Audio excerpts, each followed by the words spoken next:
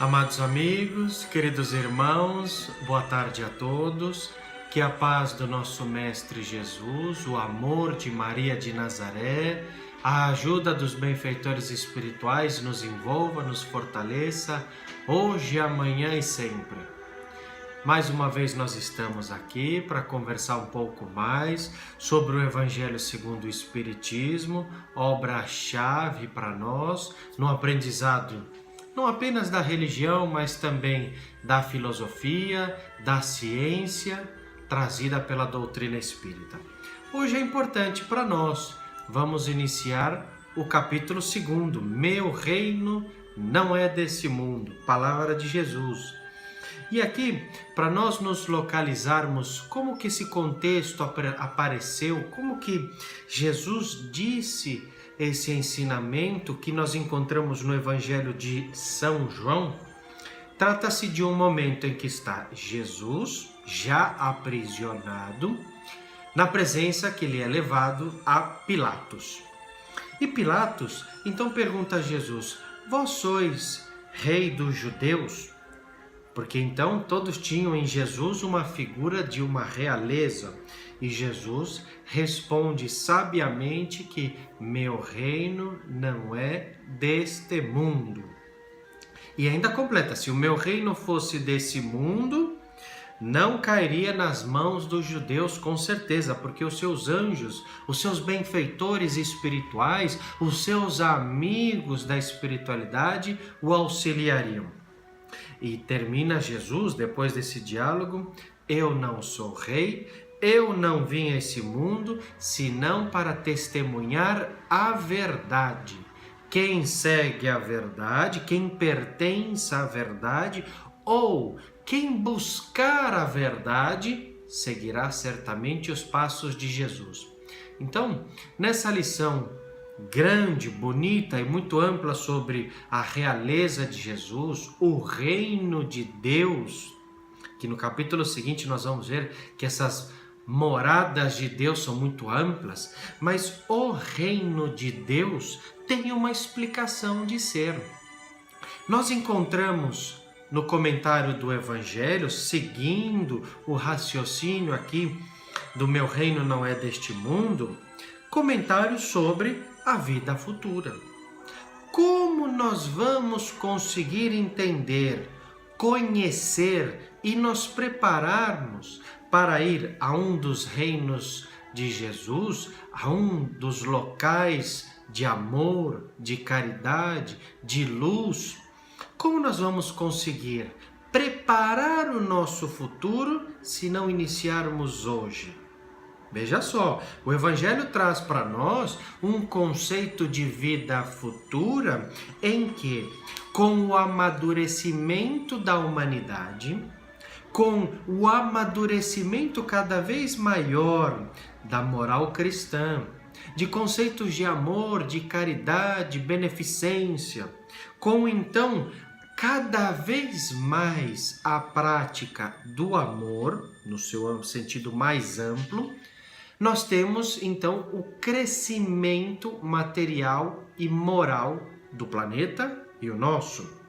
Ou seja, esse crescimento mostra que a vida futura depende do hoje.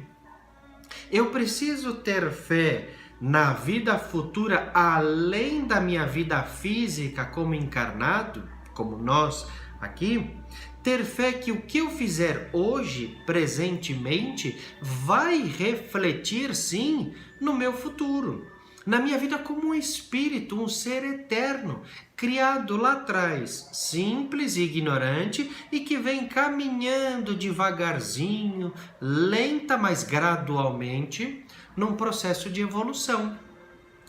Este conceito de vida futura cabe a cada um de nós na vivência diária e constante de fazer com que este futuro seja melhor. Seja aquilo que nós vamos colher amanhã, a depender da nossa plantação, nossa prática, o nosso trabalho no hoje. Diz o Evangelho que Jesus nos mostra com esta ideia de vida futura, que todos aqueles que seguirem os seus passos, todos aqueles que testemunharem a verdade, como está escrito no Evangelho de João, vão ter uma recompensa. Vão merecer estar em um local melhor do que aqui estão hoje. Quando nós retornarmos à pátria espiritual, e tomara que demore, porque a gente ainda tem muito o que fazer, mas quando nós retornarmos ao plano espiritual, retornarmos numa condição melhor do que quando aqui nós viemos. Por isso que, primeiramente, nós temos uma ideia de vida futura dentro desse capítulo do Meu Reino Não É Deste Mundo, uma apresentação do plano espiritual superior. Afinal de contas, ninguém quer, quando desencarnar, fazer um pequeno estágio no umbral. Ninguém quer aproveitar mais dor e mais sofrimento na erraticidade. Muito pelo contrário. A gente quer aproveitar no nosso desencarne para continuarmos a trabalhar no bem.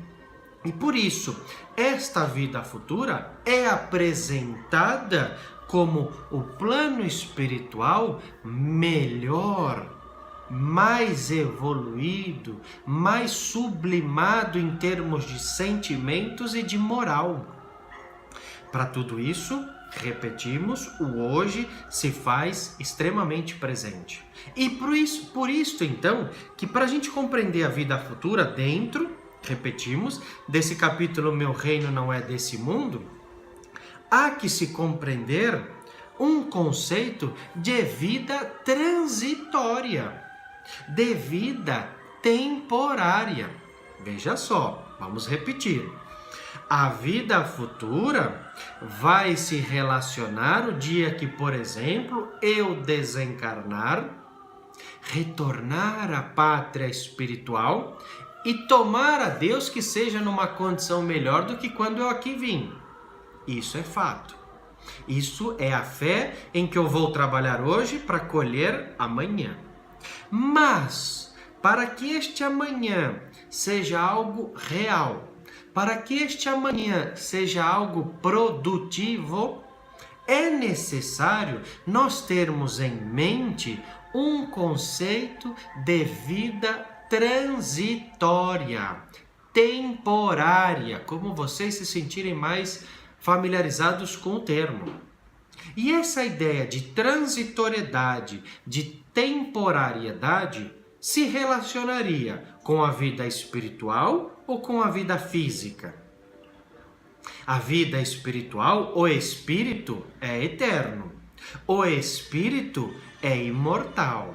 Então, logo, por esse conceito de eternidade que está no Livro dos Espíritos, a vida transitória não se relacionaria com ele. É a vida futura que se relaciona com o espírito. A vida transitória se relaciona a isto aqui, ó, massa corporal, corpinho físico, concreto, que a gente passa horas na academia lá gastando força, fazendo exercícios, mas se relaciona, não sei se vamos desagradar alguém, mas a vida transitória. Um dia esse corpinho vai cansar. Ele vai parando e nós desencarnamos. Essa ideia, para que vocês tenham em mente, está numa passagem que Tiago faz a pergunta a Jesus: por que é então o conceito de transitoriedade da nossa vida? Resposta de Jesus: um vapor que aparece por pouco tempo e depois desaparece. O nosso corpinho aparece quando reencarna, desaparece quando o espírito retorna à pátria espiritual. E este conceito de vida transitória é importante porque nós passamos a enxergar a nossa reencarnação como uma oportunidade, como um momento sublime. A nossa reencarnação é uma bênção divina, porque estar aqui reencarnado é algo maravilhoso. Além de agradecermos aos nossos pais, agradecemos a Deus, aos benfeitores espirituais e aproveitamos cada instante, cada momento para conseguirmos moralizar os nossos sentimentos, moralizar os nossos pensamentos, moralizar as nossas atitudes para que elas sejam relacionadas com amor, com caridade, com a prática constante e diária das virtudes ensinadas pelo nosso Mestre Jesus. A vida transitória é um momento de trabalho, é um momento de praticar. E aí, quando nós enxergamos esta vida transitória, para que faça sentido nesse quebra-cabeça maior, nós vamos, por exemplo, analisar que o desencarne, a morte, o retorno à pátria espiritual nada mais é do que uma pequena passagem. Algo muito simples, algo muito natural que vai acontecer com todos. Vamos ilustrar para ficar mais fácil? Todos já ouviram falar da figura maravilhosa de Francisco de Assis. Este grande apóstolo do bem, esse espírito trabalhador incansável que de uma sensibilidade sem igual. Em um momento, ele estava no seu mosteiro de trabalho regando as plantas. Imagino que assobiando, regando as plantinhas. Vem um monge, ele pergunta assim: irmão Francisco, o que o senhor faria se soubesse que amanhã iria desencarnar? Que amanhã a sua vida transitória iria se extinguir para nascer novamente para a vida futura, para a vida espiritual. O que o senhor faria? Francisco de Assis, sem se alterar, acredito até pela história que a gente conhece, sorrindo, responde com muita simplicidade: continuaria regando as plantas. Então veja que quando nós tivermos um conceito mais aberto, mais ampliado de vida futura, relacionada diretamente com o que eu fizer na minha vida transitória presente, reencarnado, a vida material, influenciando na vida espiritual, essa passagem se torna algo simples, sutil, sublime, porque a gente vai nada mais, nada menos do que continuar algo que nós iniciamos aqui. Um trabalho no bem iniciado. Se eu soubesse que amanhã eu vou desencarnar, o que eu faria? Continuaria a trabalhar no bem. Como Francisco de Assis continuaria a regar as suas plantas. Então, esta ideia para nós de meu reino não é deste mundo está relacionado ao plano espiritual, mas também não desconsideremos o plano material que serve de aprendizado, que serve de crescimento material e espiritual. Para nós terminarmos aqui, no Livro dos Espíritos, a gente costuma ter emblematicamente em mente a primeira pergunta, não é? O que é Deus? Inteligência suprema, causa primária de todas as coisas. Mas agora a gente vai para o finalzinho do livro. A última pergunta do Livro dos Espíritos é a derradeira, que é um comentário de São Luís, um espírito que muito ajudou Allan Kardec. A pergunta é o número 1018, que diz assim: jamais o reino do bem poderá ter lugar sobre a terra? O reino de Deus vai se fazer mais presente sobre a terra? O reino de Jesus, que nós estamos falando nesta tarde, vai ter espaço mais natural entre nós? A resposta, uma parte, porque ela é longa: o bem reinará sobre a terra quando? O bem reinará sobre a terra quando? Entre os espíritos que vêm habitá-la, nós, por exemplo, os bons vencerem sobre os maus, a bondade prevalecer sobre a maldade.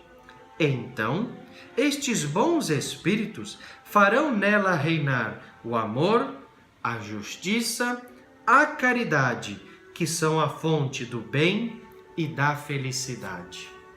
Muita paz, meus amigos, muita luz, para que Jesus nos abençoe hoje e sempre. Na semana que vem, continuaremos com o nosso estudo do Evangelho segundo o Espiritismo.